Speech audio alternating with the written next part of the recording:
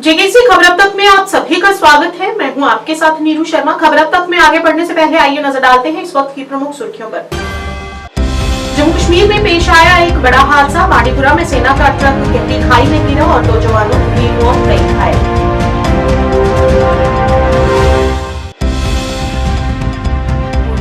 जम्मू कश्मीर उच्च न्यायालय bar association ने अधिवक्ता कनव शर्मा पर हुए हमले की कड़े शब्दों में निंदा की और वकीलों की सुरक्षा को ध्यान में रखते हुए उच्च कदम उठाने की गुहार लगाई। आज पहली बार कटरा से बनिहाल तक पहला रेल ट्रायल हुआ और रेल इकलौते केबल रेल पुल से होकर बनिहाल तक पहुंची।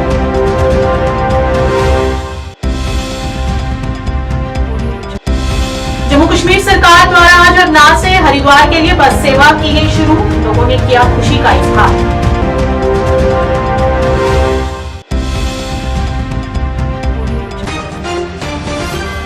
अब समाचार विस्तार से। जम्मू कश्मीर के बांडीपुरा जिले में एक बड़ा हादसा पेश आया है। सेना का एक वाहन गहरी खाई में गिर गया, जिससे हादसे में 2 सैनिकों की मौत हो गई जबकि कई अन्य घायल हो गए। घायलों को इलाज के लिए अस्पताल में भर्ती कराया गया है। मौके पर राहत एवं बचाव कार्य चल रहा है। बताया जा रहा है कि फिसलन के कारण सेना का एक ट्रक पहाड़ी से नीचे खाई में गिर गया।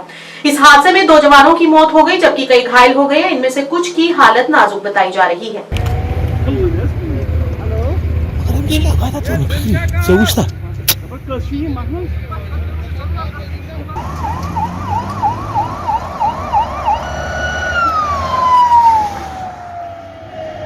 वहाँ पर एक्सीडेंट हो गया। जैसे हमें पता चला, जो हमारी आरआर टीम है वो देवर रेडी और हम रश करके वहाँ गए और वहाँ हमने उनको देखा। उसमें से 5 जो है वो यहाँ रेफर हो गए और 1 चला गया है सुंबल।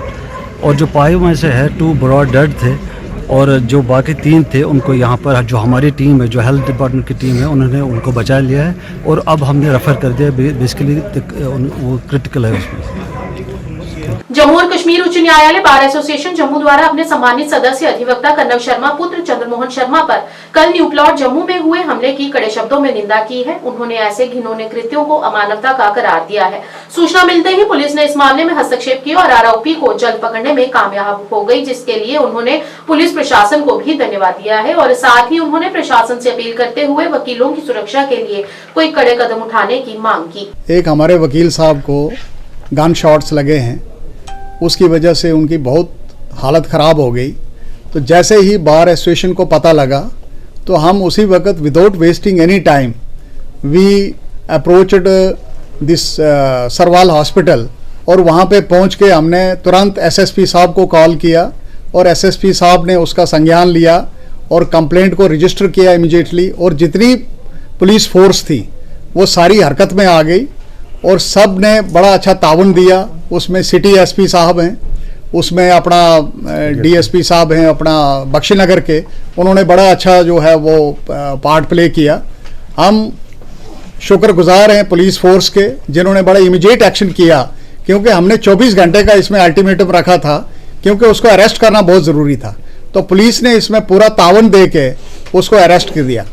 और साथ साथ हम शुक्रगुजार हैं डॉक्टर्स के भी, जिन्होंने इमीडिएटली उस पर एक्ट अपॉन करके उसको अच्छा ट्रीटमेंट दिया और वो आउट ऑफ डेंजर डिक्लेयर किया उसको।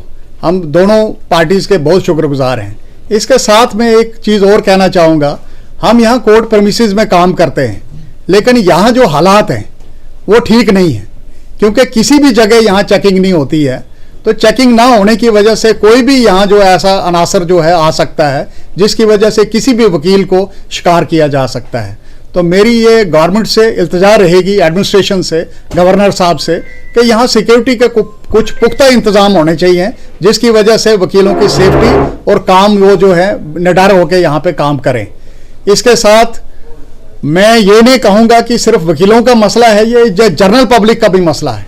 और उसमें अगर वकीलों की तरफ से कोई मदद पुलिस को चाहिए, पब्लिक को चाहिए, तो हम हर वक्त हाजिर हैं, क्योंकि हम ये नहीं चाहते हैं कि यहाँ जम्मू में जो लोग रह रहे हैं वो सब हमारे अपने लोग हैं और उनकी जो हेल्थ है या उनका जो रहन सहन है या उनकी किसी किस्म की कोई डिग्निटी में फ़र्क पड़े, उसके लिए हम उनके साथ चलने के लिए तैयार हैं, पुलिस की मदद करने के लिए तैयार हैं जब भी पुलिस हमें कहेगी। आज पहली बार कटरा से बनिहाल तक पहला रेल ट्रायल हुआ, जिसमें भारत का इकलौता केबल रेल पुल से होकर रेल बनिहाल तक पहुंची। इस ट्रायल के बाद अब जल्द ही यात्री भारत के कोने कोने से रेल के माध्यम से कश्मीर तक पहुंच पाएंगे। हालांकि इस पहले भी कई ट्रायल हो चुके हैं, लेकिन वो ट्रायल बनिहाल से दुनिया के सबसे ऊंचे रेल पुल से होकर रियासी रेलवे स्टेशन तक किए गए थे। वह सब ट्रायल सफल रहे और आज पहली बार कटरा से बनिहाल तक ट्रायल होने के बाद स्थानीय लोग काफी खुश दिखाई दिए। उन्होंने भारत सरकार को धन्यवाद करते हुए कहा कि हम सबके लिए बहुत खुशी की बात है और आज पहला ट्रायल कटरा से बनिहाल तक किया जा रहा है। इससे आम लोगों को रोजगार मिलेगा और दूसरे लोगों को कश्मीर जाने में आसानी होगी और कम समय में कश्मीर पहुंच पाएंगे।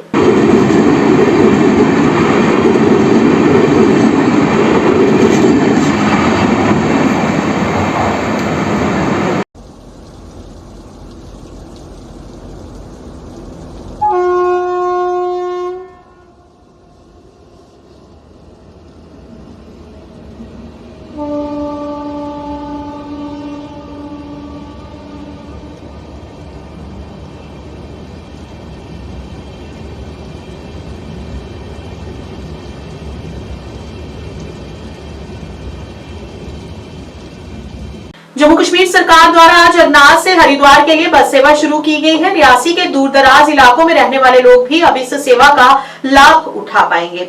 ये बस 15 दिन में एक बार अरनाज से हरिद्वार के लिए चलेगी। इस बस सेवा से जिला रियासी के दूर दराज गाँव के रहने वाले लोगों को काफी लाभ होगा। इस दौरान गाँववासी काफी खुश दिखाई दिए। उन्होंने प्रशासन और सरकार का धन्यवाद भी किया।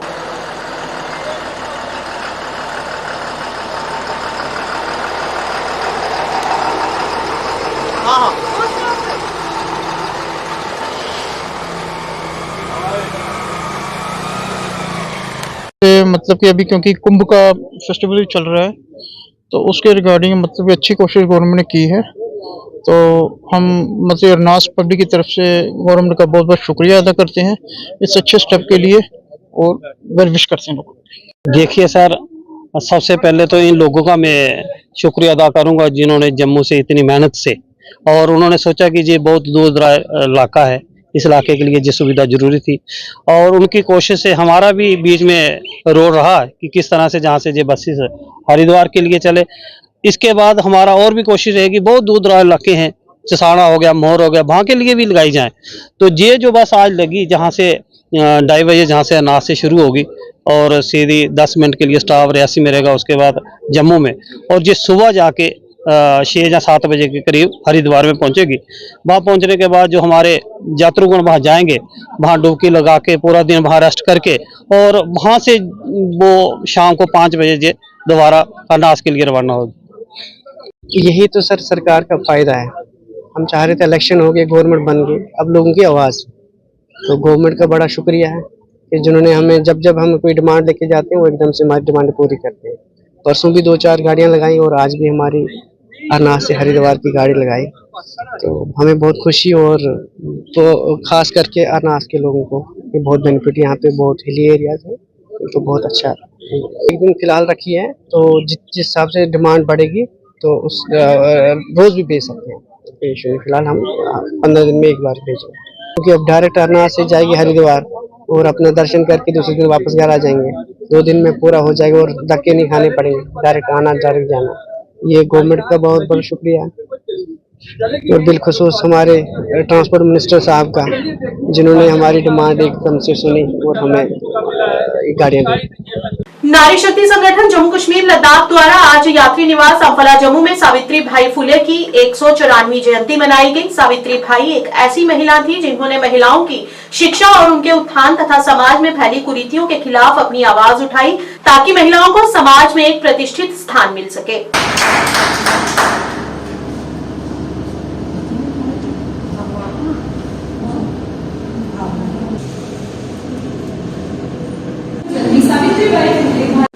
सामाजिक मंच पर वे सामाजिक अपमान तिरस्कार के आगे झुकी नहीं और अनेक विद्यालय खोल दिए, और ये हमारे लिए आज आपके मीडिया की तरफ से हम आपका स्वागत करते हैं, और मीडिया के थ्रू से ही ये पूरी जम्मू कश्मीर की समाज में ये बात जाए कि आज हम सावित्री बाई फुले का 194 जन्मदिन जयंती जो हम मना रहे हैं, ये वो महिला है जिसने महिलाओं की शिक्षा के लिए बहुत संघर्ष किया और महिलाओं के उत्थान के लिए जो समाज में कुरीतियाँ थी उसका विरोध करके और छोटी छोटी बच्चियों से इन्होंने स्कूल अपना स्टार्ट किया।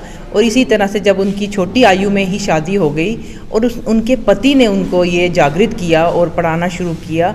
और मैं ये कहूँगी कि हमने ये प्रेरणा उन्हीं से ली है कि आज हम जगह जगह ये कार्यक्रम कर रहे हैं। जो सावित्रीबाई फुले ने एक बीड़ा उठाया था, विधवा पुनर्विवाह कि जो विधवाएं होती थी उनका शोषण होता था, ये सब जो बातें थी, बाल विवाह जो था उसका विरोध किया। बच्चों की महिलाओं के लिए उन्होंने जो केंद्र खोले थे, जो गर्भवती महिलाएं थी उनका जो शोषण होता था, उनमें से जो अगर कोई बच्चा शिशु होता था तो वो उसको कोई एक्सेप्ट नहीं करता था। उन्हीं में से उन्होंने वो बच्चा एक अडॉप्ट करके उसको पढ़ा लिखा कर उन्होंने डॉक्टर तक बनाया। तो हम उनके ही पद कदमों में चलें। आज उन्हीं की हम जयंती मनाते हुए हम उनको ये अपने फूल समर्पित कर रहे हैं। Fakhruddin Ali Ahmed memorial committee Lucknow UP के तत्वाधान में और इंदर कल्चरल फोरम सुंबुल के सहयोग से महासागर शिक्षा समिति प्रयागराज में एक सेमिनार का आयोजन किया गया और इस मौके पर एक उर्दू मुशायरा का भी आयोजन हुआ, जिसके बाद टैगोर हॉल श्रीनगर में समारोह के दौरान मीडिया कर्मियों, शिक्षाविदों आदि को उत्कृष्टता के लिए पुरस्कार से भी सम्मानित किया गया। समारोह में घाटी के कई प्रतिष्ठित विद्वान और साहित्यिक हस्तियों ने भी भाग लिया।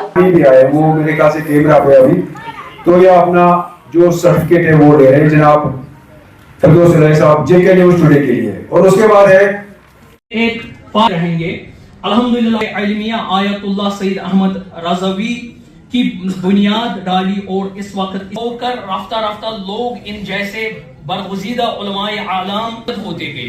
मौसूफी कश्मीर के हौज़े इल्मिया मिफ्ताहुल उलूम के इस वक्त इनके पोते आगा सईद सिब्तैन साहब ने इस अल-मौसूमीन यतीम ट्रस्ट अल-मौसूमीन अलैहिस्सलाम यतीम ट्रस्ट कश्मीर उनके जो सलीम यूसुफ साहब वो तशरीफ लाए यहाँ पर। मुसलमान खुद को कहकर फिर अली से दूर हो जाना। वस्सलाम वालेकुम। मुशायरा मुनक़िद किया गया, इस हवाले से नहीं, एक्चुअली ये जो यहाँ पे एक तकरीब मुनक़िद हो रही है, ये लखनऊ की एक तंजीम है जो सकाफती मजहबी मैदान में काम कर रही है वहाँ और तालीमी मैदान में ख़ास करके और उर्दू के हवाले से बहुत काम कर रही है। उन्होंने यहाँ कश्मीर जम्मू कश्मीर के लिए एक नया चैप्टर शुरू किया है जो आप लद्दाख में भी इसका इनेकाद कर रहे हैं और फिर जम्मू में भी इसका इनेकाद कर रहे हैं। ये तारुफ़ी एक मजलिस है, यहाँ पे एक तकरीब हो रही है। इसमें उन्होंने फ़खरुद्दीन अली अहमद मेमोरियल कमेटी जो है लखनऊ में, तो उनके नाम से अवार्ड्स रखे हैं और एक सेमिनार हो रहा है यहाँ ये इस टैगोर हॉल में। ये मुक़्तदिर शख्सियात जो कश्मीर में बरगुज़ीदा शख्सियात गुजरी हैं उन पे ये मकालात पढ़े गए और उसके बाद मुशायरा जिसमें नौ आमोज़ ख़ास करके ख़ास तौर पे उनको यहाँ एक फील्ड और एक स्टेज फराहम किया गया है। वो अपने कलाम से उन लोगों को नवाज देंगे और नवाज रहे हैं। तो और दूसरी ये है कि अवार्ड जो देने हैं वो यही इसी फ़खरुद्दीन अली अहमद मेमोरियल कमेटी की तरफ से दिए जाएंगे और ये अवार्ड्स उन शख्सियात को जिन्होंने मुख्तलिफ़ फील्डों में कारहाई नुमाया अंजाम दिए हैं, चाहे वो तंजीमी लेवल पे हो या इनफरादी लेवल पे। और ये पहली कड़ी है ये जो श्रीनगर में हो रही है। तो इसके बाद इंशाल्लाह लद्दाख और जम्मू में भी ऐसी ही एक तकारीब होगी। तो ये उर्दू ज़बान को फ़रोग़ देने के लिए बुलाया गया है। एक्चुअली मेरा जो ज़ाती तजुर्बा भी रहा है और ज़ाती राय भी है, अब उर्दू सिमट के कश्मीर में ही रह गई। लखनऊ में मैंने देखा कि वहाँ से भी मैंने बहुत कोशिश की, बहुत कम उर्दू के लिए काम हो रहा है। लेकिन ये जो हमारी ये तंजीम नहीं फ़खरुद्दीन अली अहमद के नाम से या ये शिक्षा समिति जो है इनके नाम से काम हो रहा है, तो मुझे लगता है कि उर्दू मरेगी नहीं, लेकिन मुझे लगता है अभी जान इसमें बाकी है। लेकिन कश्मीर में उर्दू बहुत हद तक ज़िंदा है और इसके लिए हम काम कर रहे हैं, काम कर रहे थे और करते रहेंगे। पीडीपी डिवीजन हंदवाड़ा ने निवासियों को आश्वासन दिया है कि वे सर्दी में बर्फबारी से उत्पन्न चुनौतियों से निपटने के लिए सक्रिय उपायों के साथ तैयार है। विभाग विश्वसनीय बिजली आपूर्ति सुनिश्चित करने और संभावित व्यवधानों को कुशलतापूर्वक संबोधित करने के लिए प्रतिबद्ध है। मीडिया से बात करते हुए पीडीडी डिवीजन हंदवाड़ा के कार्यकारी अभियंता मोहम्मद अयूब ने कहा कि किसी भी स्थिति से निपटने के लिए लोग और मशीनरी तैयार है। हमने सर्दियों के मौसम में बिजली से संबंधित किसी भी मुद्दे पर त्वरित प्रतिक्रिया सुनिश्चित करने के लिए सभी आवश्यक सावधानियां बरती हैं और संसाधन भी जुटाए हैं।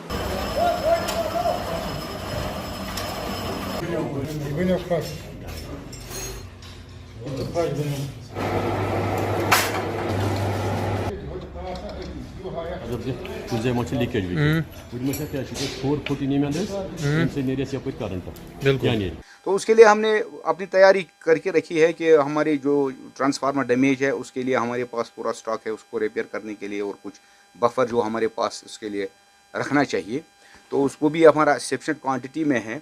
तो पोल्स वगैरह और कंडक्टर वगैरह अगर कहीं कहीं पे हमें ज़रूरत पड़ती है तो उसके लिए भी हमें कोई इतनी चिंता की ज़रूरत नहीं है, क्योंकि हमें वो इंशाल्लाह कर सकते हैं। तो बाकी हमारा स्टाफ टोटल गियर अप है और जो पहला स्नोफॉल भी हुआ उसमें भी इंशाल्लाह अल्लाह ताला ने हमको रहम किया है और हम अपने लाइन पे वापस आ गए। और जितने भी हमारे पास फीडर्स 44 फीडर्स है, उन फीडर्स को हमने तकरीबन उसी दिन शाम को रेस्टोर किया। तो उस बारे में हम इस वक्त भी अगर कोई भी स्नोफॉल इंशाल्लाह तो उसी तरीके से हम उनकी पैटर्न पर और उससे भी ज़्यादा जितने भी हमें वीकनेस देखे हैं इस वक्त, तो उससे भी ज़्यादा हम इसमें वो देख सकते हैं कि हमारे लूप होल्स कहाँ रह गए और ताकि स्पीड अप हो जाए। वो इस वक्त जो हमारा जो ये विंटर चल रहा है ना, इसमें हमारा लोड बहुत ज़्यादा जा रहा है, तो इसको हम कटेल करने के लिए हमने डिफरेंट इंस्पेक्शन टीम्स बना के रखे हैं, जो हमारे डिविजनल लेवल पर है, एससी लेवल पर है और चीफ लेवल्स पे है, जो अपना काम कर रहे हैं। तो जितना हमसे हो सकता है तो हम उसको इंस्पेक्शन करके इसको रिड्यूस करने की कोशिश कर रहे हैं। अब रहा लोड बेतहाशा यूज़ हो रहा है, तो इसमें जब तक हमें लोग साथ नहीं देंगे तब तक हमारे लिए बहुत मुश्किल है, क्योंकि इस वक्त सबसे पहले है जो हमें लाइट होनी चाहिए। मतलब स्टूडेंट्स हैं, बच्चे हैं, पढ़ रहे हैं वगैरह, लेकिन हम इतने क्रूड गैजेट्स इस्तेमाल कर रहे हैं, क्योंकि हमें लोगों को ही हमें सपोर्ट करना है, हम लोगों के लिए हैं। लोग जब हमें सपोर्ट करेंगे तो सिविल सोसाइटी आगे आके हमें ही बताएंगी यहाँ पर इस माले में ज़्यादा खर्च हो रहा है, इसमें ज़्यादा लोड हो रहा है, उस हिसाब से हम इसको स्ट्रीमलाइन कर सकते हैं। क्योंकि जब तक हमें पब्लिक का सपोर्ट नहीं होगा तब तक हमारे हाथ जितने भी हमारे पास है वो तो हम रिसोर्सेज हम अपने पूरे लगा रहे हैं, लेकिन इंशाल्लाह हमें यकीन है कि इस पे भी हम इंशाल्लाह कुछ काबू पा सकते हैं। राष्ट्रीय सड़क सुरक्षा माह के संबंध में अनंतनाग के बीच बिहाड़ा सुमो स्टैंड पर ड्राइवरों के लिए एक नेत्र जांच शिविर का आयोजन किया गया, जहां सैकड़ों ड्राइवरों की दृष्टि और अन्य स्वास्थ्य समस्याओं की जांच की गई। एआरटीओ अनंतनाग डॉक्टर शौकत अहमद ने कहा कि यातायात दुर्घटनाओं से निजात पाने के लिए उनका शारीरिक स्वास्थ्य भी अहम भूमिका निभाता है, जिसके तहत इस मेडिकल कैंप का आयोजन किया गया है और इस माह में जगह जगह वाहन चालकों को जागरूक किया जाएगा, जिससे दुर्घटनाओं में कमी आएगी।